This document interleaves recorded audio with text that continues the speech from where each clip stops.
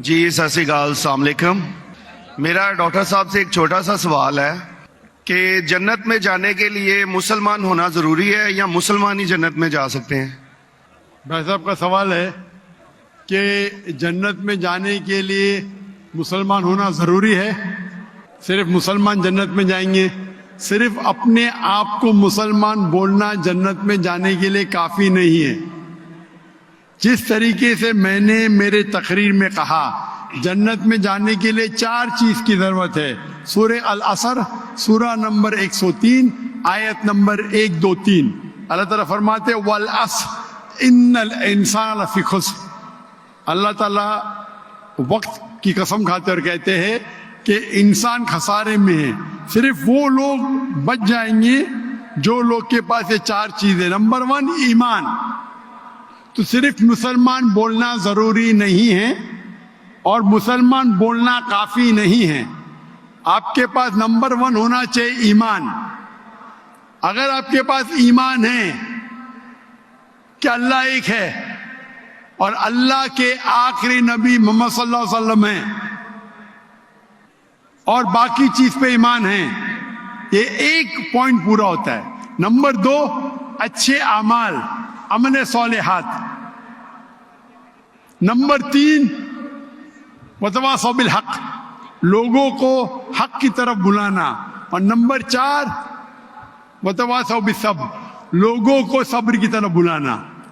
تو اس آیت سے ہمیں پتہ لگتا ہے کہ جو آدمی، جو انسان اللہ کے علاوہ دوسرے اور کی عبادت کرتا ہے وہ غلط ہے، وہ جنت میں کبھی بھی نہیں جائیں گے۔ اور یہ سارے کتابوں میں لکھا ہے، ساری مذہبی کتابوں میں، چاہے بائبل ہو، اولڈ ٹیسٹمنٹ ہو، نیو ٹیسٹمنٹ ہو، دھما پڑھ ہو، بدھسٹ کی کتاب ہو، وید ہو، سارے میں لکھے ہے۔ اگر آپ پڑھیں گے گرو گرنتھ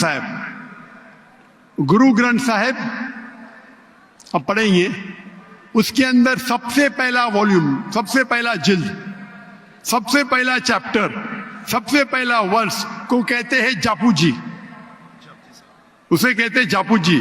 اس میں لکھا ہے کہ خدا ایک ہے، نہ اس خدا کی شروعات ہے نہ انت ہے۔ وہ خالق ہے، وہ مالک ہے اور اس کے جیسا کوئی ہی نہیں ہے۔ اگر آپ دیکھیں گے یہ ملتا جلتا ہے سورہ اخلاص کے ساتھ۔ آپ اگر سکھ کی کتاب پڑھیں گے اس میں لکھا ہے 2 قسم، اومکارا، ایک اومکارا، ایشور کا مینیفیسٹ فارم، ان مینیفیسٹ فارم۔ ہاں کہ نہیں؟ ہاں کہ نہیں؟ تو اگر آپ پڑھیں گے اور دیکھیں گے کہ خدا کے کئی نام ہیں، کہا جاتا ہے ستہ نامہ، ہولی نیم، پروردگار۔ جی پروردگار بھی ایک نام ہے آپ کی کتاب میں، ہاں کہ نہیں؟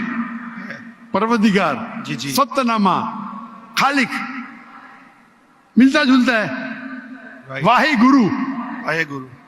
لیکن اگر آپ عمل کریں گے، اگر آپ شرک نہیں کریں گے، اللہ کے علاوہ کسی اور کی عبادت نہیں کریں گے، اگر آپ کے کتاب میں اکثر یہ بات ہوتا ہے کہ جو اپنی مذہبی کتاب میں لکھا ہے اکثر لوگ اس پہ عمل نہیں کرتے، اور یہ بات مسلمانوں میں بھی ہے۔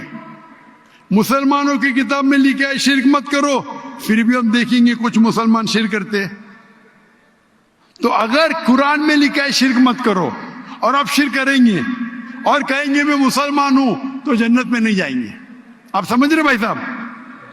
تو اسی طریقے سے آپ اگر شرک نہیں کہیں گے، اللہ کے علاوہ کسی اور کی عبادت نہیں کریں گے اور آخری پیغمبر رسول اللہ صلی اللہ علیہ وسلم، محمد صلی اللہ علیہ وسلم میں مانیں گے، اچھے اعمال کریں گے اور لوگ کو حق کی طرف بلائیں گے اور لوگ کو صبر کی طرف بلائیں گے تو آپ بھی جنت جائیں گے۔ Right. Hope that answers the question my صاحب۔ Thank you